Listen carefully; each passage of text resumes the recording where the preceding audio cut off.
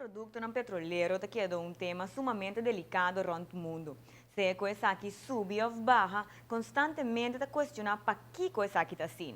Aruba também te sente efeito na aqui, especialmente agora com o papel de um aumento de preço, seja que para gasolina, diesel ou querosene. É verdade que o preço de combustível está um dos preços mais escrutinados rond o mundo. Para lo que te trata Aruba en el último 6 lunas en Cuba pasa, gasolina unleaded premium na januari tiene un precio de 168,8 cents per liter. Na februari essa que conheceu uma redução e é vira 161,7 cents per liter.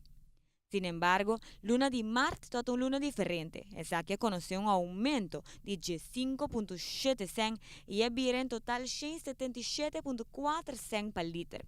Luna de abril sigue mesmo un costo y también tiene un aumento de 3,5 cents per liter, na qual suma un total de 180,9 cents per liter.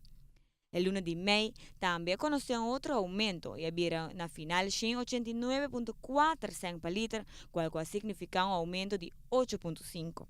Lunes de junio, esa que subia trove un viaje más con 6,8 cents y había un total de 196,2 cents per liter.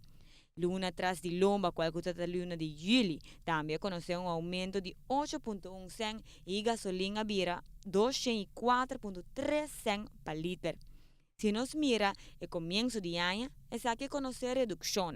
Sin embargo, en el último 3 lunas tras de lomba, nos permite con certeza que el precio de gasolina ha conocido aumento. Si nos comparamos aquí con, por ejemplo, Merca, precio en el luna de mayo está alrededor de 133 cents per liter. Na junio, essa aqui toda conocer 136 cents per liter. E a luna tras de loma, qual que é a luna de julho, é preço toda alrededor de 138 cents per liter. Visando essa aqui, por nota diferença na preço. Sin embargo, não me estar olvidar que é o fator principal que influencia o preço final de um produto petrolero. Para lo que te trata Aruba, tur di 2 de março de luna, nós te conhece cambio no preço de produto não petrolero. Essa aqui te basa su mês riba preço de mercado internacional, qual te conta com influência na maneira, por exemplo, o nível de demanda e também especulação riba tarifa de petróleo. Para Aruba, a diferença com outro país está com a única variável do preço de mercado internacional, mirando que cerca nos é a 100 riba gasolina te queda intacto.